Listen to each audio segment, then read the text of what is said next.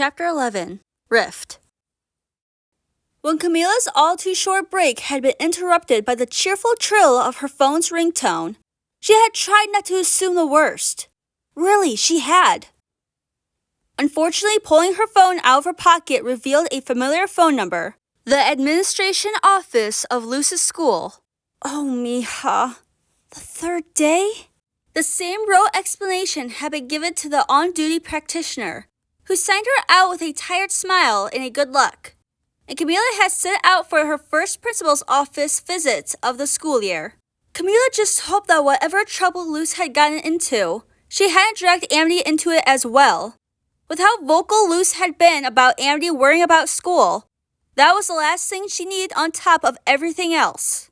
Camilla really wanted to believe that wasn't the case. Luz obviously cared a lot about Amity's feelings. She wouldn't have done something like that to her on purpose. But it also wasn't a secret that Luz tended to be impulsive, and probably hadn't thought too much about whatever had happened this time beforehand. Camilla schooled her features into a neutral expression as she pushed open the double doors to the school's entrance. She knew the way to the principal's office by heart at this point, a fact that brought her little comfort. As she approached the door, a plaque proclaiming to be administration, Camilla prepared herself for what she would find. A reticent Luz, no doubt, gaze cast down at the ground, awaiting her punishment. Hopefully none of her classmates had been involved. Camilla didn't know if she could handle another parental apology tour. That had been a mortifying consequence of Luz's theater audition. Honestly, if there were at least no live animals involved, Camilla would consider that a partial victory. Of all the things she had expected to see upon walking in, her daughter and her friends smiling and talking about a dissection of all things had not been on the list. Camilla crossed her arms and eyed Luz and Amity, more concerned than upset. So, who almost got dissected? Luz made a dismissive gesture with her hand and faked the laugh that went along with it so poorly that it came out more nervous than amused. Well, Camilla raised an eyebrow. Nobody, obviously. Amity jumped in helpfully, slipping on her calm and collected mask she'd worn so frequently prior to meeting Luz, despite being a bundle of nerves in reality. There's just this fantasy romance story we read together during camp. Really silly, but pretty cute stuff. That was one of the first things we bonded over, actually. We still like to joke about it occasionally. Amity nearly dropped her facade when she realized she had unthinkably used the words romance and cute to describe her first meeting with Luz, while she was sitting next to her and talking to Camilla in front of the principal's office, where they were about to get in trouble.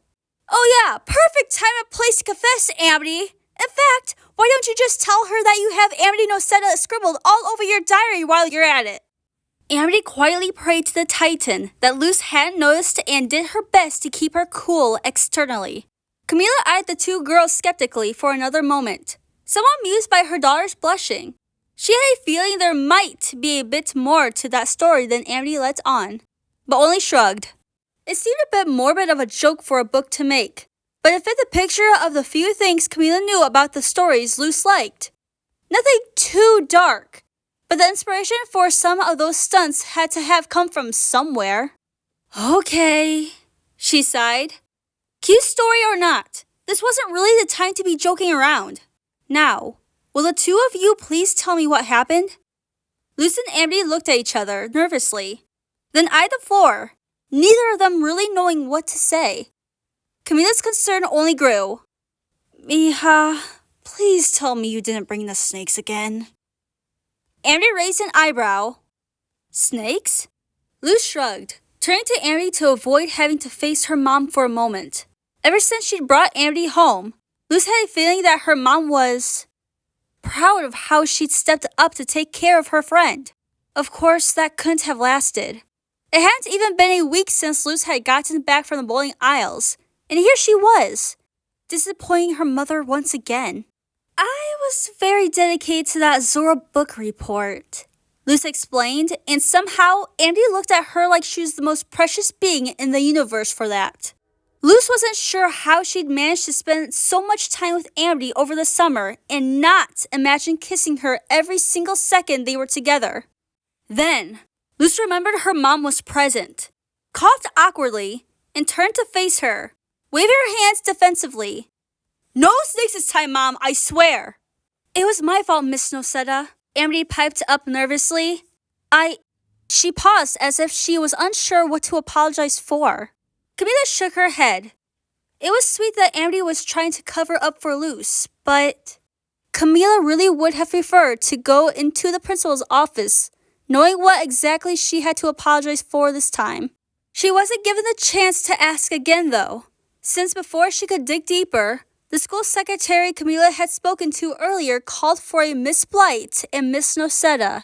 As the three of them walked past, the secretary shot a disapproving glance at, to Camila's surprise, Amity.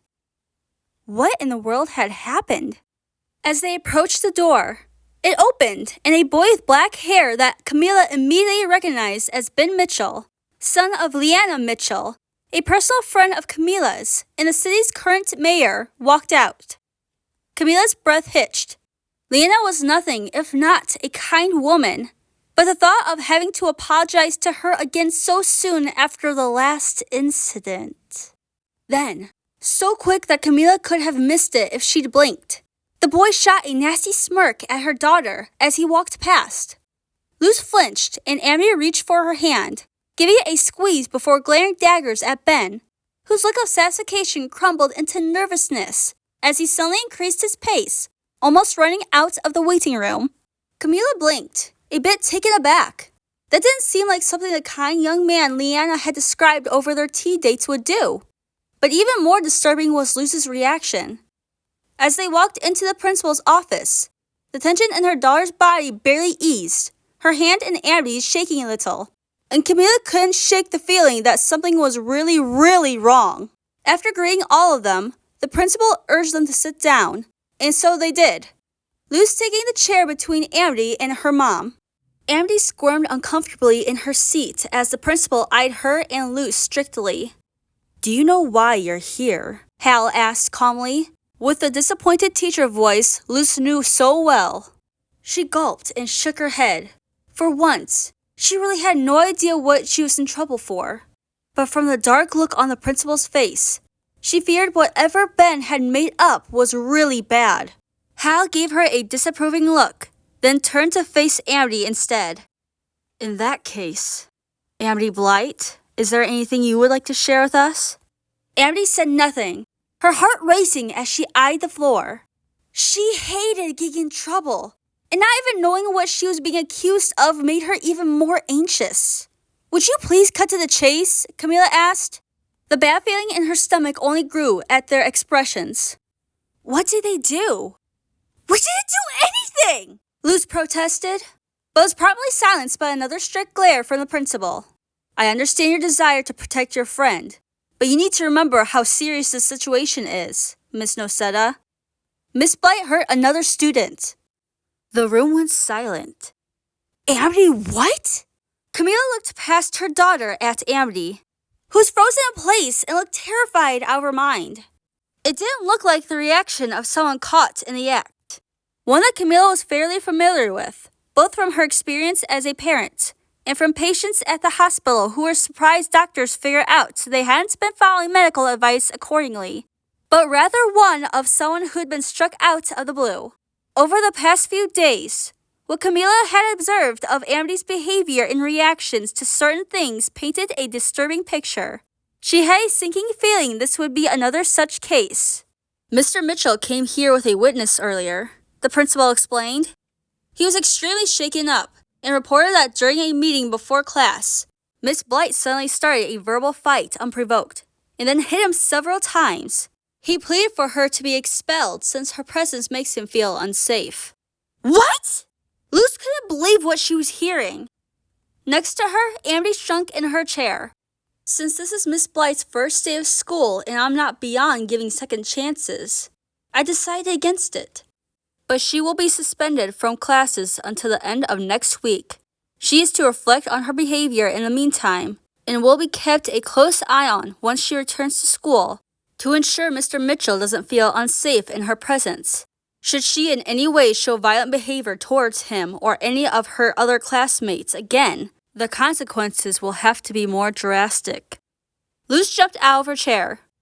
Amity didn't do anything like that. You can't just suspend her based on stuff Ben made up. But even as she spoke, Luz knew it was pointless. He would do whatever he wanted, from whatever story Ben had cooked up, because Ben was trustworthy, and Luz wasn't. Hadn't that been how it always worked? Why should it have been different this time? I'm so sorry for getting you into this mess, Amity. Carlino, please sit back down, will you? Yelling at each other will get us nowhere. Camila crossed her arms and looked at the principal. Amity had never shown any inclination towards violence, and Camila had a hard time believing that the girl that had been too shy and lost the thought to even speak to her a couple of days ago would go around school picking fights for no reason. This was moving way too quickly for her taste, especially for a punishment that harsh. These are some pretty severe allegations, Principal Hal. Do you have any proof to support them? Like I said, Mr. Mitchell brought a witness, and neither of them gave me any reason to doubt them. He nodded at Amity. Miss Blythe has been noticeably quiet so far. I'd say we hear what she has to say for herself. Luz had been so caught up in her anger that she hadn't even noticed it, but the principal was right. Amity had been dead quiet ever since they'd entered the room. That she hadn't said anything to defend herself wasn't just odd. It was worrying. Luz turned around to check on her and gulped. Amity was white as a sheet, staring at a point on the wall behind Hal, her hands in a tense grip around the arms of her chair. Amity? Luz gently placed a hand on her friend's shoulder, but it prompted no reaction. What's wrong? Even at the sound of Luz's kind, worried voice, Amity couldn't bring herself to let go of the stupid chair, or even say a word. She was terrified, because no matter how unjust it was, Amity knew how this went. Here, she wasn't the top student with influential parents, who teachers either trusted or feared. In the human realm, she was just the new nobody. Principal Hal had no reason to believe her over Ben. The thought of accepting the punishment terrified her for multiple reasons. That she had barely even been to school for a day before getting suspended was shameful and unworthy of a blight, and Camila would surely be incredibly disappointed in her. Somehow worse was the fact that not going to school would mean leaving Luz to face Ben alone again, a thought that made Amity feel sick to the stomach.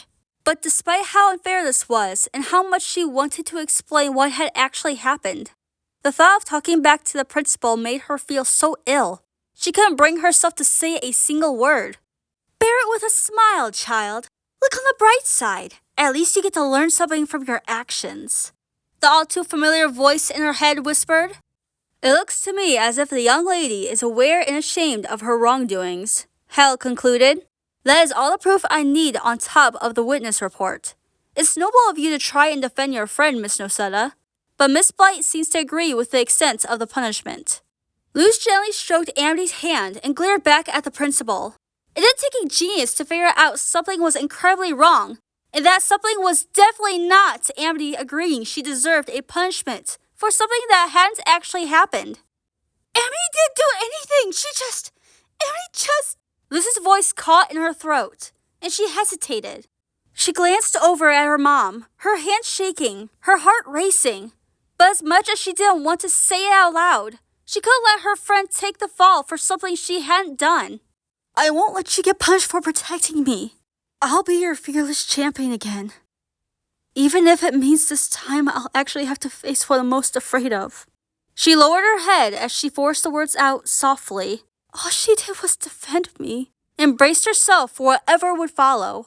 Camila's stomach turned to knots. Defend you? Not physically or anything, Luz clarified quickly, her voice shaking almost as much as her hands were. She didn't want her mom to know about this. But there's no way out of this situation without talking about the bullying. Ben was... One last pause. One chance to back out. Luz forced herself to continue. Ben was picking on me. All Amity did was talk back to him to get him to stop. Camila instinctively reached for her daughter's shaking hand. It felt incredibly small in hers. It's a matter of how much you care about your friend, Miss Nosetta, and I guess that you're used to living in a fantasy world isn't new. But making up stories to cover up an act of violence is taking it too far. Luz shrunk in her seat. She felt downright sick. Hold up. Camilla raised the hand that wasn't holding Luz's and glared at the principal. That was taking it too far. Now you're accusing Luz of lying? Tell me again why exactly you consider that boy and his friends so much more credible than my daughter and Amity.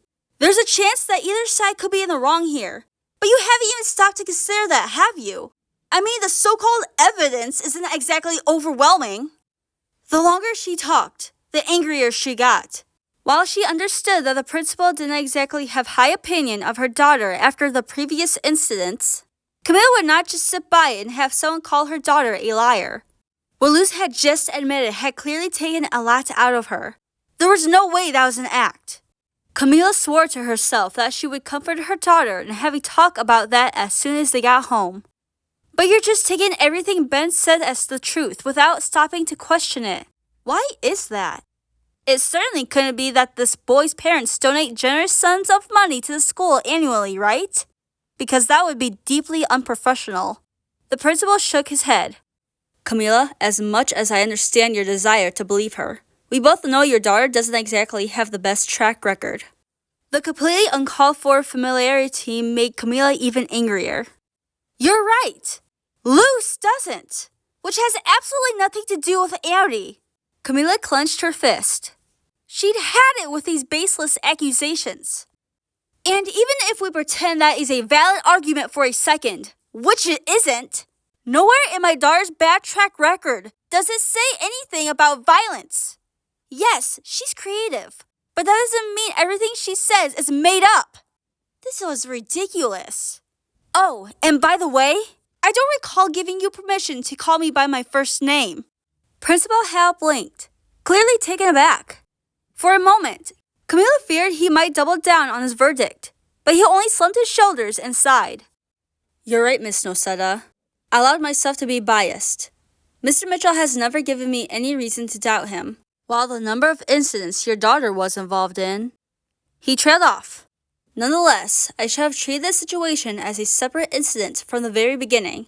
That I didn't was indeed unprofessional and unfair. My apologies. Camilla shook her head. Apologies, as appreciated as they are, won't fix the situation. You haven't even considered their side of the story so far. Will you at least allow them to speak before you decide how to handle the incident? He nodded. Camilla turned to the girls, her eyes filled with worry. Will you two please tell us what happened? Amity finally lifted her head. She looked over at Luz, and her heart broke at how devastated her friend was. Amity knew what someone withdrawing into themselves looked like. She had a feeling Luz wouldn't be able to say any more about what had happened with Ben. But someone had to, or Ben would just keep pulling stunts like this, and keep getting away with it until he got both of them expelled. Amity refused to let that happen. If it had just been for herself, she might have bitten her lip and accepted her punishment as she had been taught to.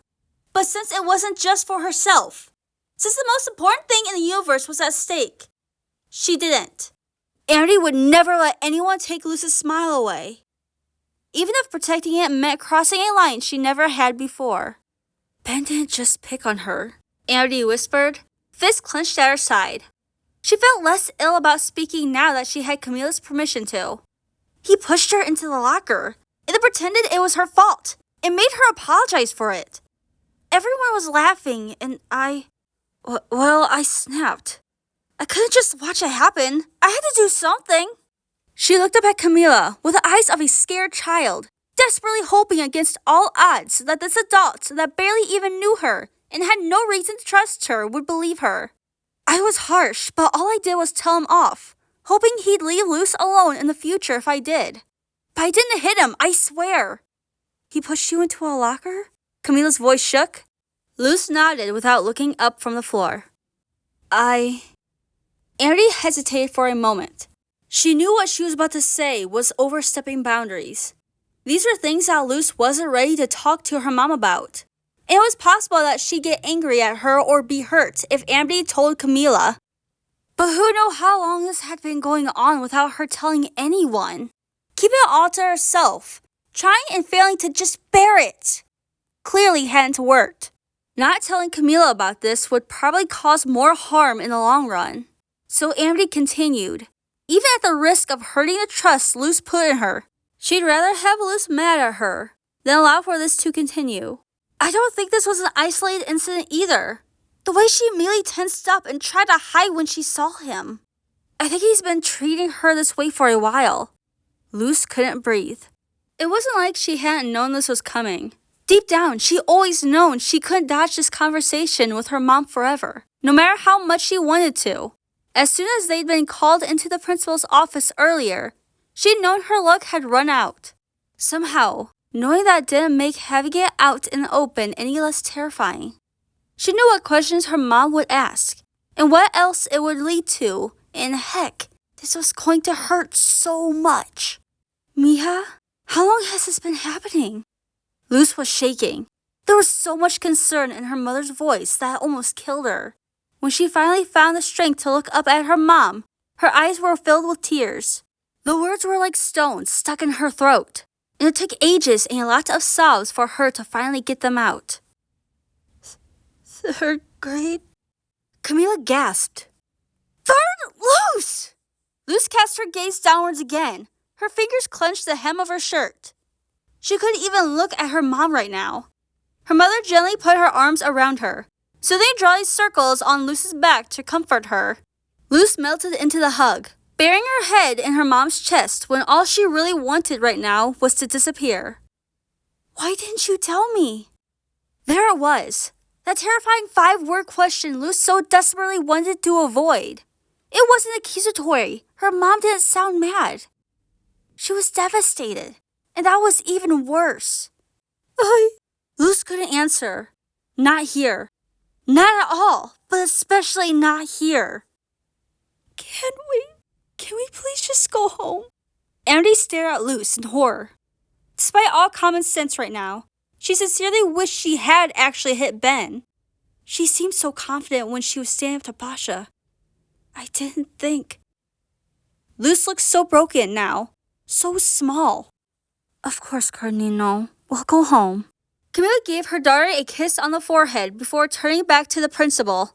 Whatever he had been about to say immediately died in his throat at her furious glare. Camila was done with this conversation. All she wanted now was to get out of here and talk to her daughter. Ben's mother is a close personal friend of mine that I hold in very high regard. What Luz is saying doesn't fit the image of what Liana described her son to be. But I also know Luz wouldn't lie about something like that. I don't care how believable you think this story is. The fact is that you're biased here, choosing to believe some of your students over others when in reality, it's my daughter's words against Ben's. And you don't have any real proof for or against either side. That's some impressively shaky evidence for a punishment this severe that could have long-lasting consequences for a student. I'm frankly appalled that you would consider taking an action that could affect Amity's academic future merely on the word of another student. If you try and go through with this, I'm going to fight you on it every step of the way. Amity does not deserve to be treated like a criminal by a so-called professional, on her first day at the school no less. For all your bragging about giving second chances, you barely even gave Amity a first one. She stared him straight in the eye as she drove her point home. Let me make something very, very clear, Principal Hal. If you think there is anything you could say to get me to turn on my charge or my crying daughter, you are sorely mistaken. And speaking of my daughter, how can this be the first time you've heard about the bullying situation? Did none of the teachers pick up on it? Or did they not also see a reason to doubt Mr. Mitchell? I would have thought an institution like this one would pay at least a little more attention to their students' well-being. That did it. Principal Hal caved completely. You're right, Miss Noseda. We were not aware of the nature of Mr. Mitchell's interactions with your daughter, and... well, that's no excuse. I will inform the teachers to keep a closer eye on him. Bullying is something we take very seriously here. You have my sincerest apologies that this has gone unaddressed for so long. For a man that was almost a full head taller than her, he seemed incredibly small right now. Camila crossed her arms. I'm not the one you owe an apology to. And I don't care much for apologies if you're not going to follow through and do better. Prove to me you will, and you will be forgiven. Apology or not. He lowered his head. Understood. Camila managed a small smile. Good. I trust you won't be suspending Amity anymore? He shook his head. Of course not. However, I think it would be prudent for both Miss Blight and Miss Noseda to take the rest of the day off given the circumstances. They will be marked as present, of course, and be able to make up anything they miss. Camila sighed, suddenly exhausted now that her anger had run its course. Fine, but if I hear about another incident with my daughter, I'll do everything in my power to ensure it doesn't come to that. Camila felt completely numb as they walked out of school. She was still trying to wrap her head around everything that had just happened, and everything she'd just learned. As soon as they left the principal's office, following Amity saying, "I understand if you're mad at me right now," and Luz reassuring her she wasn't, Luz had latched onto Amity again. Amity had wrapped an arm around Luz's back, and Luz's left hand was resting on where Amity's left hand clung to her side, and they walked like that all the way back to the car. Luz's step was missing its usual excited bounce, and while Camila was glad Luz had Amity to hold on to, she couldn't help but feel like her daughter was avoiding her right now. After years of avoiding to tell her about the bullying, Luz didn't seem ready to face her mom now that she knew. Camila felt sick just thinking about it. How could she have missed this? How long had they been this out of touch? Why hadn't Luz told her? As much as she needed to know the answer, she was also incredibly scared of it. She must have done something incredibly wrong for a very long time if her daughter hadn't been willing to talk to her about how much she was struggling. The more Camila thought about the conversation with the principal, the more she began to see her own mistakes too, because he hadn't been the only one that had jumped to conclusions. Despite claiming she had tried not to assume the worst, when the school secretary had told Camila there had been an incident that required her presence, she had immediately assumed Luz was the cause of it. Despite her proving she'd grown a lot more responsible over the summer in the last few days. I even thought Amity was covering up for her at first when she said it wasn't Luz's fault. What kind of a mother assumes the worst of her child like that? When did I become so biased against my own daughter? And despite the fact that how Hal stated Luz was living in a fantasy world had gotten Camila's blood boiling, hadn't she said something similar to her daughter before?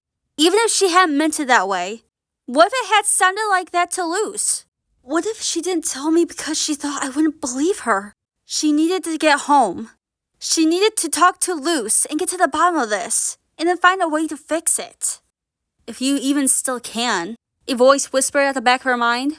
She forced herself to shut it down. She couldn't allow herself to think like that right now. She would fix this and be a better mom for Luz, no matter what it took. End of part 1.